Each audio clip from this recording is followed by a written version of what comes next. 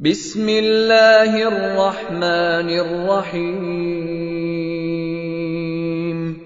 اقرأ باسم ربک الذی خلق خلق الانسان من علق اقرأ وربک الاکرم الذی علم بالقلم علم الانسان ما لم يعلم كلا إن الإنسان ليطغى أن رآه استغنى إن إلى ربك الرجعى۔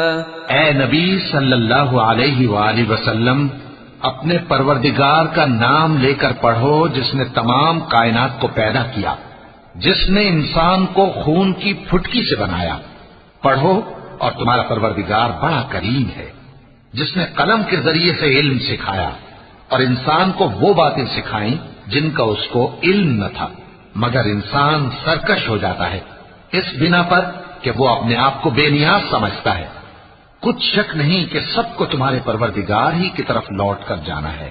أرأيت الذي ينهى عبدا إذا صلى أرأيت إن كان على الهدى أو أمر بالتقوى أرأيت إن كذب وتولى ألم يعلم بأن الله يرى كلا لئن لم ينته لنسفعا بالناصية ناصية كاذبة خاطئة فليدع ناديه سندع الزبانية كلا لا تطعه واسجد واقترب۔